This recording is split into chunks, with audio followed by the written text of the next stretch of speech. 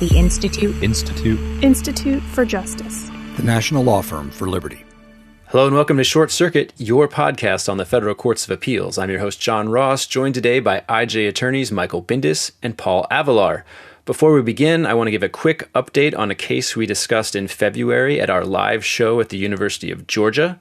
The case is Pitch v. United States, and it concerns grand jury testimony about the lynching of two African-American couples in Georgia in 1946. No one was ever prosecuted, and the perpetrators remain unknown.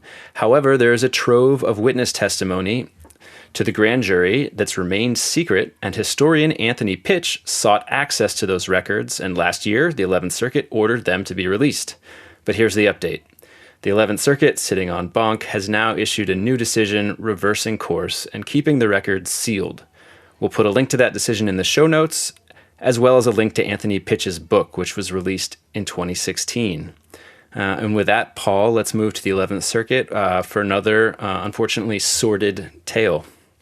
Yeah, so this first case is one that's both generally interesting and one that I find personally compelling because my first ever legal work was as a student volunteer representing victims of crime when I was still in law school. The name of the case is In Re Courtney Wild, but everyone's probably going to likely know it as the Jeffrey Epstein who definitely did not kill himself case. This is a case that's been going on for 12 years, and there are three opinions here that span 120 pages, so we're going to have to summarize quite a bit. Jeffrey Epstein, we all know who he is and what he did, and Ms. Wild was one of his victims. Between 2005 and 2007, Florida police and the FBI conducted an investigation into him. Every time a victim of Epstein's sexual abuse was identified, she was sent a letter saying that she was protected by the Crime Victims Act, which is a 2004 statutory enactment which gave crime victims, for the first time in the federal system, though many states have enacted statutory and constitutional victims' rights long before this. By May of 2007, the U.S. Attorney's Office had completed an 82-page prosecution memo. It had a 53-page draft indictment against Epstein and his co-conspirators, charging them with numerous federal crimes of sex trafficking minor victims. And while all this is going on, Epstein's defense team is meeting with the feds, trying to convince them to not bring federal charges. And that's not going anywhere until September of 2007, when two things happen. First, Florida brings state charges, relatively minor, in state court. And suddenly, for some reason, the feds start talking about agreements with regards to Epstein's federal crimes, including a non-prosecution agreement in which the feds would agree to not prosecute Epstein and his co-conspirators in return for Epstein pleading guilty to two state prostitution solicitation charges, where he'd get an 18-month sentence. And they settled on this non-prosecution agreement. And then the feds and Epstein's lawyers worked for months on how to hide this agreement from Epstein's identified victims.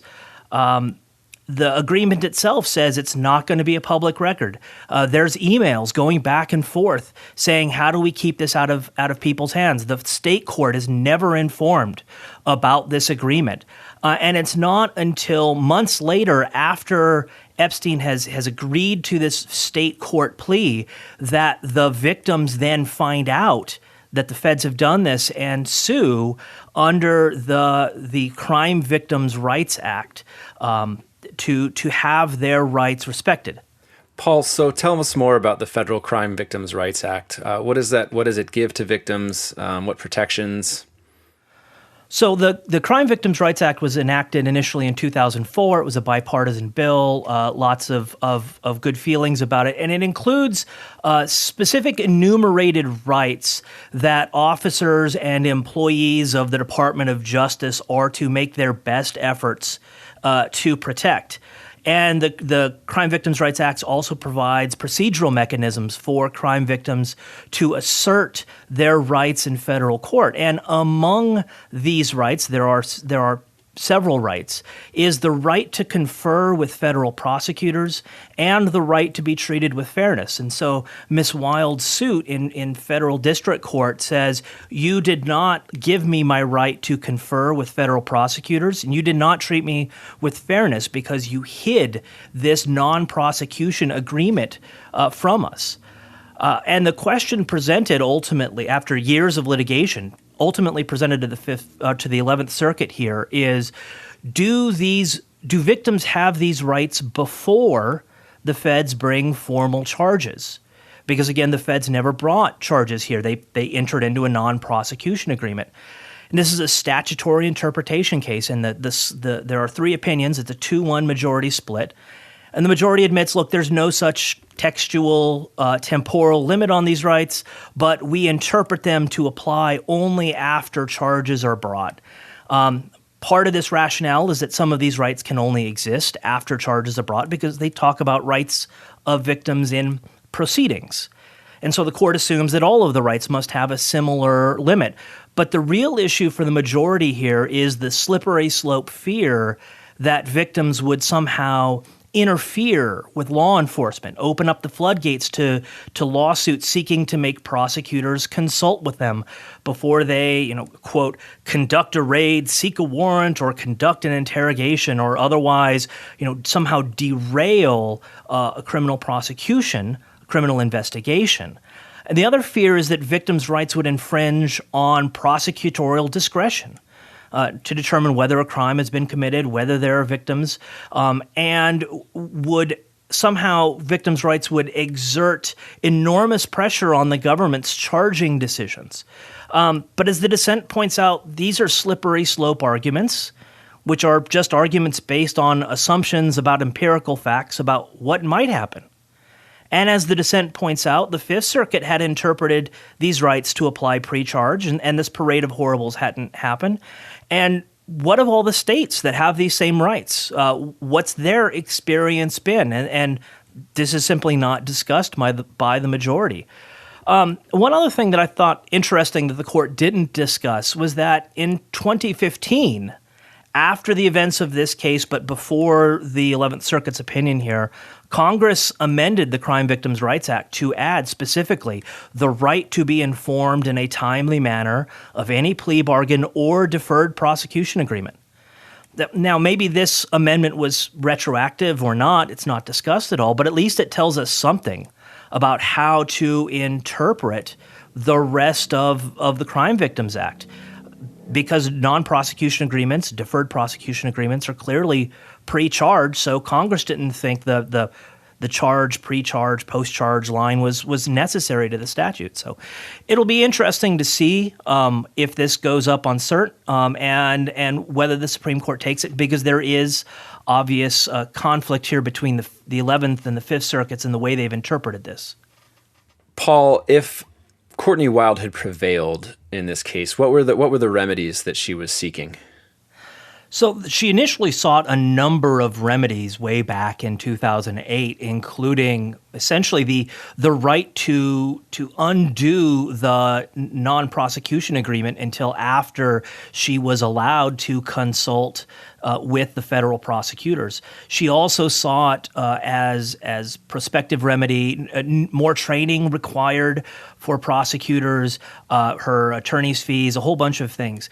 And because this case dragged on for so long, it was complicated further when Epstein definitely didn't kill himself while in jail, because that mooted some of the relief that she could have sought. You can't charge a dead man with more crimes. And so her ability to undo the non-prosecution agreement at that point essentially went away. And so the rest of the case was really about forcing the prosecutors to actually abide by the plain terms of the Crime Victims' Rights Act. I think this case is really a good illustration of some of the difficulties that courts often face in how to interpret and construe statutes. As Paul mentioned, the majority made much of the fact that while 6 of the 8 rights in the Crime Victims' Rights Act specifically presuppose the existence of ongoing criminal proceedings, The two that Ms. Wild was asserting do not. Now, the majority took from that, while the two that she's asserting do not require ongoing criminal proceedings, we need to read those in the context of the other six, and read in context with those, we'll assume that all of these rights require some ongoing criminal proceeding in order for the victim, for those rights to attach. The dissent says, well, the fact that those two that Ms. Wild is asserting don't require some ongoing criminal proceeding is an indication that Congress didn't intend them to require an ongoing criminal proceeding, that those rights could attach before the proceedings commence. And so I think you see the majority and the dissent really struggling how to deal with this language. And another great indication of this, or the difficulties that courts face with interpreting these statutes, is the venue provision here. A victim proceeding under the Crime Victim Rights Act has to assert her rights in the district court in which the defendant is being prosecuted for the crime, or, and this is the language in the statute, if no prosecution is underway, in the district court in which the crime occurred. Now, Ms. Wild, of course, says the fact that there's venue, even if no prosecution is underway, means that a victim can assert some of these rights before the prosecution has commenced. The majority reads that to say, well, that could also mean that the prosecution has already completed, and therefore there's no prosecution underway anymore, and the victim can assert these rights kind of on the tail end of the prosecution. The dissent says, well, who reads underway in that manner, right? When you say something like the baseball game is not underway, that means it hasn't started yet. It doesn't mean that it started, finished, and it's not underway. So again, the court, both sides here, the majority and the dissent, are really struggling with, at the end of the day, what is really just an inartfully worded statute, or at least an ambiguous one. And it's a great illustration of the difficulties that courts struggle with in interpreting unclear statutes. One thing that the dissent really makes a strong point of, and I do think it's worth noting here again, is that until the victims brought this lawsuit, the prosecutors internally had said, you have these rights have already attached because we've identified you as victims. They told that to the victims directly. They said that to Epstein's defense team while these quiet negotiations are going on. It's only after these rights get asserted that the prosecutors then change their tune and say, oh, these rights never attached in the first place. And it's easy to be cynical about this, but you really do wonder if anyone who wasn't a federal prosecutor could get away with that sort of change in position.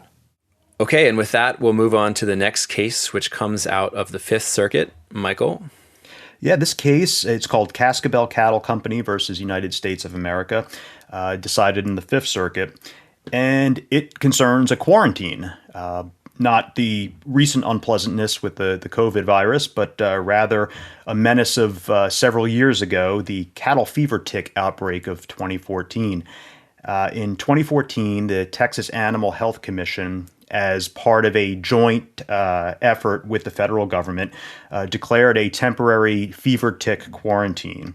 And it required ranchers, including the plaintiffs in this case, to submit their cattle for inspection and treatment to eradicate these fever ticks. That is what led to the plaintiff's loss in this case. They alleged that during this quarantine, the government caused the death or illness of a great deal of their cattle, at least 14 because of negligence in the roundup itself, and then quite a few others in the negligent application of a pesticide called Coral that was used to treat the cattle for fever ticks.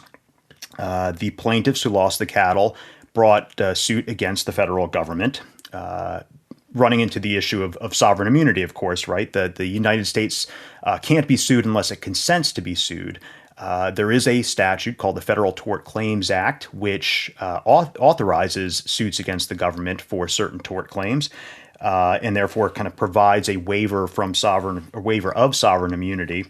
But the problem is for these plaintiffs that there are 13 statutory exceptions in the Federal Tort Claims Act, One of them is for any claim for damages caused by the imposition or establishment of a quarantine by the United States. And the question in this case was whether or not the damages, the claim brought by these plaintiffs, did or did not fall within that quarantine exemption to the Federal Tort Claims Act. The plaintiffs said it did not fall within that exemption because their claim was not caused by the imposition or the establishment of the quarantine itself, but rather activities or negligence in the conduct of activities that occurred during the course of the quarantine. The government said no, this was a direct cause of the quarantine, and therefore it falls squarely within this exemption to the Federal Tort Claims Act. And the Fifth Circuit sided with the government in this case. They determined that it did occur in the imposition of the quarantine, and in interpreting the word imposition, they turned to an Oxford English Dictionary edition from 1933, the year the Federal Tort Claims Act was established or adopted, and they read imposition to mean the manner in which the quarantine is carried out and enforced. And they said that this injury occurred in the carrying out and the enforcement of the quarantine. And as for causation, they determined that the causation requirement in this exemption is proximate causation. Did the damages kind of reasonably occur as a result of the imposition of the quarantine, or rather were they just some kind of incidental harm that that happened during the quarantine? And as an example of that type of incidental harm, which would not fall within the exemption, they offered the example of a motor vehicle accident where a government official during the quarantine negligently drives a motor vehicle, causes some injury. That would not be caused by the imposition of the quarantine, but rather just a mere incidental injury. This was not that case, however. The Fifth Circuit concludes in this case, the injuries were caused in the imposition of the quarantine, and therefore they felt squarely within the exemption and no recovery for the plaintiffs. You kind of feel for the ranchers in this case because they're alleging anyway that the government negligently rounded up cattle. Like, how can you mess up rounding up cattle in a way that winds up killing and injuring a bunch of heads of cattle? That seems like something you ought to be able to do properly. Paul, what are your thoughts? Well, you ought to be able to do it properly if you're a rancher, but if you work for the government, you're probably not a rancher and you may not know what you're doing, and so you do things negligently. I mean, this is one of the things that we talk about here at IJ a lot, I think, is how hard it is to hold the government accountable when it messes up. And here, these ranchers aren't even allowed to try to sue the government. They are out because the government has sovereign immunity. They haven't waived sovereign immunity, so it doesn't matter how badly they messed up. Can't sue the government. Michael, this is kind of a topical case at this time. Are there any broader lessons here? Well, I think that to the extent the federal government does anything that might result in monetary injury to citizens during the course of the current COVID crisis, you can pretty well rest assured that anyone seeking to recover for that injury is probably going to be out of luck. As bad a result as this is for the cattlemen, I don't think it's any surprise that the Fifth Circuit came to the conclusion it does for the point that, for the reason that Paul mentioned. It's very difficult, almost impossible to recover monetary damages from the federal government. I don't think, again, it's any surprise that the Fifth Circuit came to the conclusion it did here. Paul? I've always been troubled by this notion of sovereign immunity. And I'm stealing from lots of other people who've said this before, but that doesn't make any sense in America. It's really governmental immunity because the government isn't sovereign. The people are sovereign. And so what does it mean to have sovereign immunity? I understand that that's a concept that comes from common law, but England has a monarch who is the sovereign. We don't we fought a revolution so we didn't have that sort of thing here. How does the term sovereign immunity really make sense? And this is a point that a number of state courts have noted in essentially determining that sovereign immunity no longer exists in those various jurisdictions. Okay, and with that, we'll move on to our last case, which comes out of the Seventh Circuit. Michael? Yeah, this case is called O'Brien versus Village of Lincolnshire, Illinois. And it involves an attempt by a couple of Illinois unions to kind of go jujitsu with the U.S. Supreme Court's 2018 Janus decision, which was a victory for non-union members. The unions in this case are trying to use it to benefit the unions themselves. And Janus, folks may recall, was a case in which a non-union member, Mark Janus, was forced to pay agency fees to the union. And those fees, in turn, were used to take and advocate positions in collective bargaining by the union that Mr. Janus found objectionable. He brought a First Amendment challenge to his requiring to be paid, or his having to pay these agency fees. And the Supreme Court agreed with him, holding that that kind of compelled speech, his being compelled to fund the speech of the unions with which he disagreed, violated his First Amendment rights. Aha, says the unions, we can turn our loss in that case into a vehicle for advancing our own agenda. And that's what they try to do in this case. Two unions in Illinois and some taxpaying union members brought a lawsuit against the Village of Lincolnshire, claiming that its use of tax money to pay membership dues and fees in an organization called the Illinois Municipal League violated the union and union members' First Amendment rights of free speech and free association. This Illinois Municipality League, or Municipal League, is a nonprofit association of municipalities throughout the state. And it advocates and lobbies on issues concerning municipal governance. The unions and union members in this case claimed that under Janus, they're being compelled to pay taxes that in turn were used to fund messages of the league with which they disagreed was a First Amendment problem and fell squarely under Janus. And a particular concern to the unions was the fact that the league was advocating municipalities to support then-Governor Bronner's turnaround agenda, which took positions contrary to the union's views on issues such as collective bargaining, prevailing wage requirements, right-to-work laws. The district court dismissed the case, and the Seventh Circuit affirmed that dismissal. It began by noting that Janus involved compelled funding of private speech. In that case, it was Mark Janus being compelled to fund the speech of unions. And the Seventh Circuit noted that Janus didn't address the distinction between compelled funding of private speech and compelled funding of public speech. And that is a distinction with a difference, because it's well established that compelled funding of government speech is typically not actionable under the First Amendment. So the Seventh Circuit turned to a different Supreme Court case to determine, is this government or is this private speech? And that decision was a case called Johans versus Livestock Marketing Association.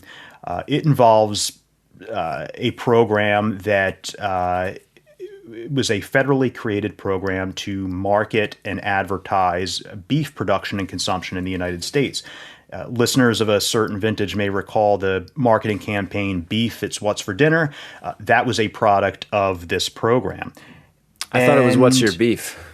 Well, that was Wendy's with the little old lady. But these programs are common. I mean, the Got Milk ad is one of these programs. The state where I live, Washington, has similar programs for everything from promoting Washington beer to Washington lentils to Washington apples.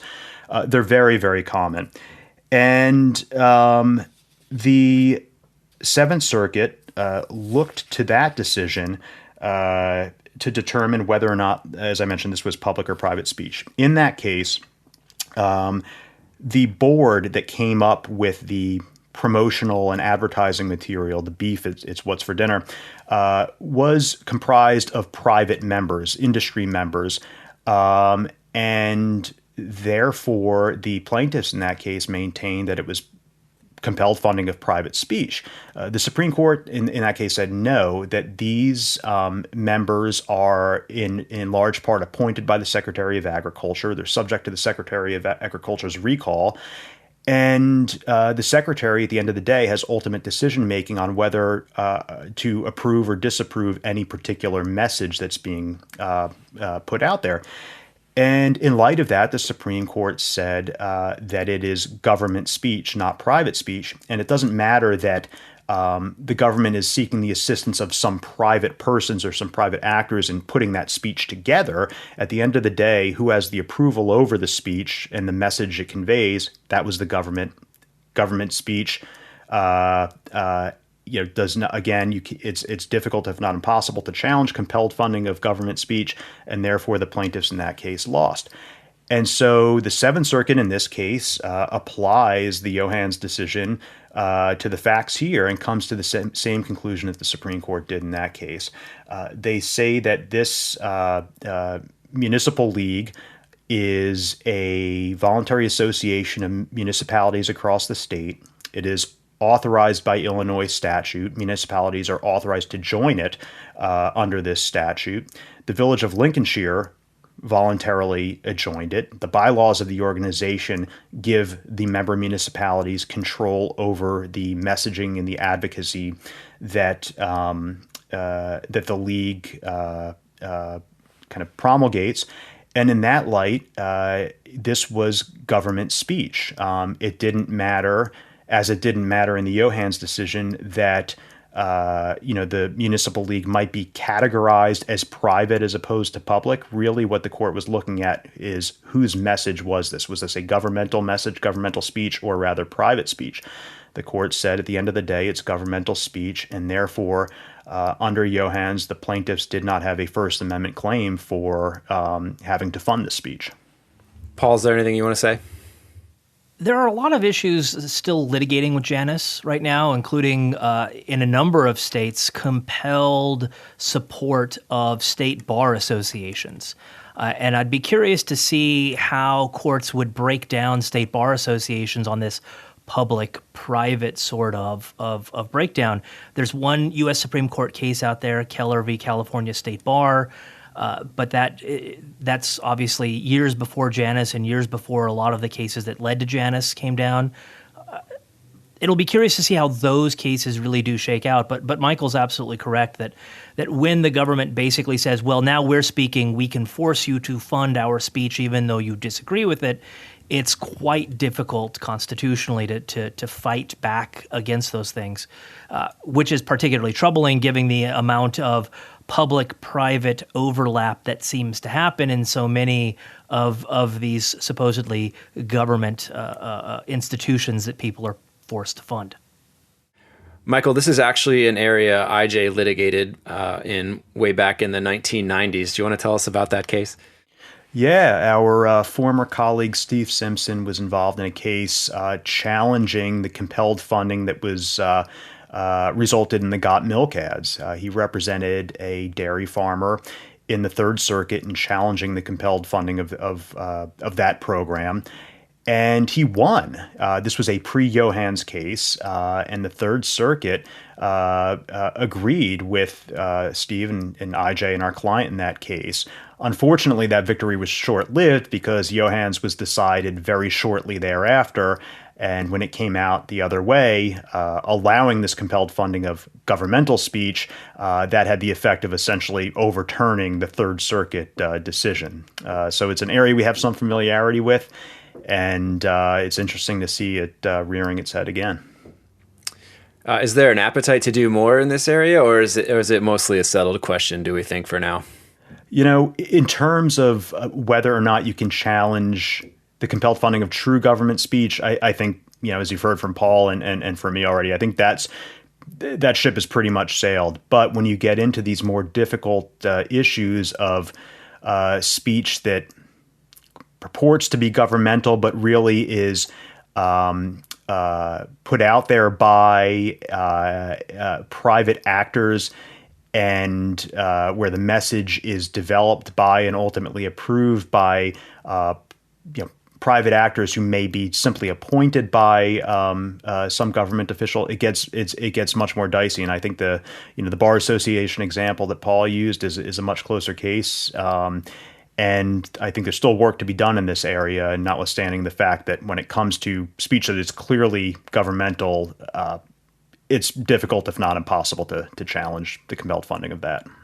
Okay, and that concludes the show. Thank you all for listening, and be sure to tune in next time for more judicial engagement.